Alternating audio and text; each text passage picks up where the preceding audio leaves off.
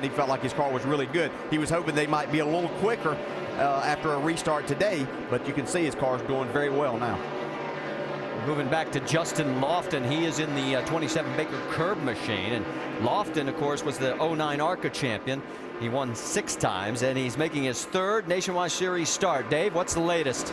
Well, Marty, the latest is that this car is a little bit tight off the corners for Justin, but when they lost their sponsor 3 weeks ago, they had to make some cutbacks on the team. John Reese, sitting there in the chair, the car chief, became the crew chief. But today, he's got some extra help from the Sprint Cup side. Sitting next to him, Greg Biffle, a guy that started 10 races for them this year and finished 2nd twice. Why is Biffle here? Well, he's partially here for race strategy, but also to tell potential sponsors, hey, if you come back on board with Baker Curb Racing, I will be there. I want to race with these guys. All it's going to take is a little cash. And you saw as that was going on, you saw Danica Patrick. She's now 2 laps down as the green flag run here has gotten longer. And it is Kevin Harvick right behind race leader Brad Keselowski, 3rd place there in your picture. The 18 of Kyle Busch, then Joey Logano, Carl Edwards, Justin Allgaier. And when Danica went down a lap or another lap there, it was a little tight spot getting into turn 3. Looked like she was going to maybe give him the outside, give Keselowski the outside, and Keselowski wanted the inside. Well, and the bad news there is now she's no longer in position for the lucky dog. And so now she's really going to have to keep working and hoping that a couple of cautions come around. Here's what it looked like. Let's go back. You see Keselowski kind of committed to the bottom. No problem, though. Yeah, she ended up giving room, but it's a little closer than that, as you can see, as you get down into the corner. I think you can get a sense of the frustration there that this is a huge learning curve. Everybody has talked about it. You talked about it on Countdown. This is probably the most difficult track for her to come back on after being gone 4 months. Well, it's just a difficult track, period. I mean, everybody that comes here, I mean, can tell you how hard this track is. It's just, you know, when you're dealing with a flat, fast racetrack, it's just hard, really, to get a hold of. Joey Logano has now cleared her, and he maintains his 4th position. Here comes Carl Edwards working his way around the 23 of Robert Richardson Jr. and also now on Danica. Justin Allgaier right behind. And with the other 3 tracks, just stay up high at the 3. You got the 61 back. He'll go to the bottom up here. Just leave the bottom open for him. Looking inside. See, as Carl Edwards goes around there. But the other 3 tracks where there was banking, she learned what adjustments would help her car in certain situations.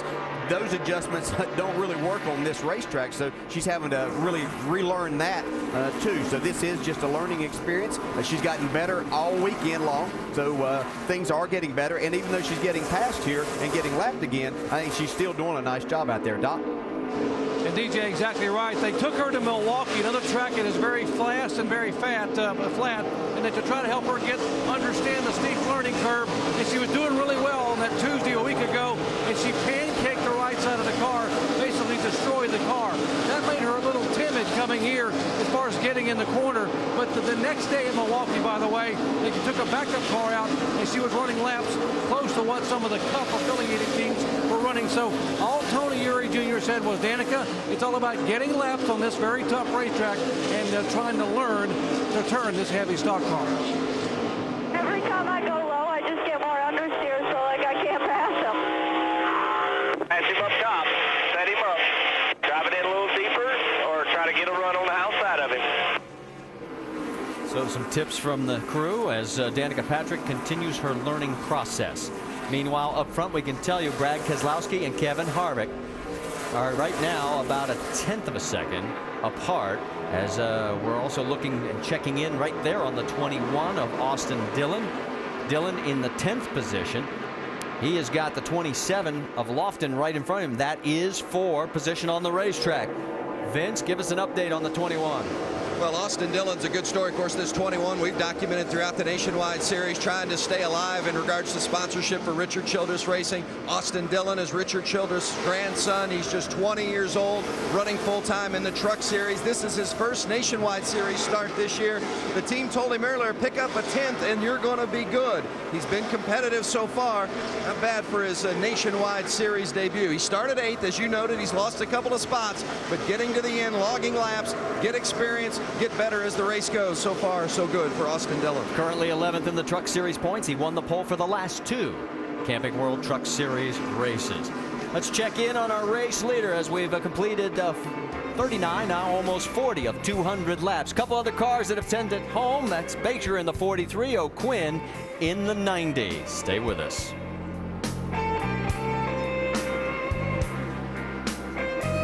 We got to talk to these guys about not passing during commercial. Kevin Harvick got around our race leader, Brad Keselowski, and then Kyle Busch followed suit. So we've had a shuffle in the top 3, and there you see them.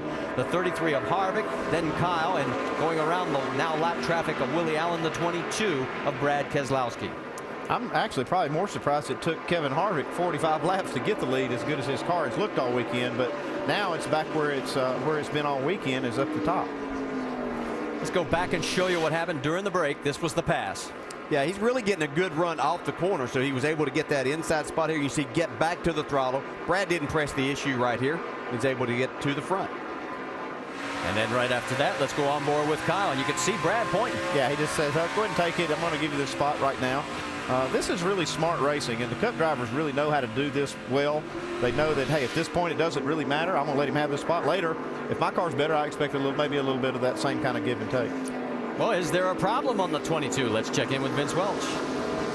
No problem, Marty, in regards to anything significant. It's just that the car has started to go away from him a little bit. As he said early on, and we reported that the car was really good early in the run, but as the run has gotten deeper, Harvick's car has gotten better.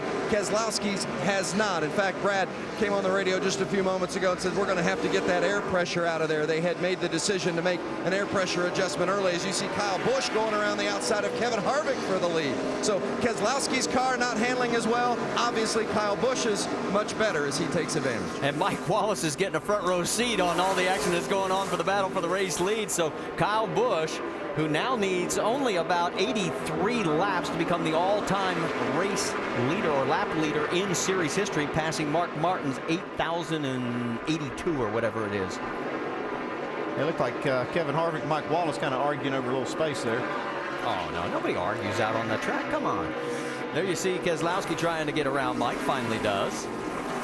So it has allowed Kyle to open up a sizable lead now, one of the bigger leads we've had at all of 1.2 seconds. All right, we saw the move out of the way a little bit earlier. Let's ride on board and show you what we're talking about. Yeah, he kind of felt like Mike may have contributed him losing the lead. So he's delivering the message right there. You can see Mike had his finger or hand out the window pointing for Kevin to go to the inside. Kevin said, no, I want to do this first. Yeah, he wanted to give him a message that he didn't appreciate him racing that hard when he had the lead. Well, Harvick has now dropped back 1.8 seconds behind the race leader. There's Joey Logano, who's running in fourth, trying to go around Mike Wallace. Wallace getting a lot of camera time right now, but all for the wrong reasons as he's getting a little passed.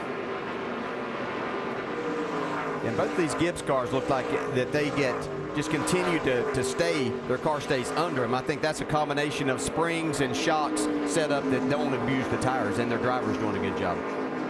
How about the 60 of Carl Edwards right now? Carl in fifth place. Justin Allgaier close behind in sixth. Let's get the latest on Mr. Edwards. Dave Burns. Yeah, Marty, Carl is quite a ways back. Started second, but has not been able to chase down the leaders.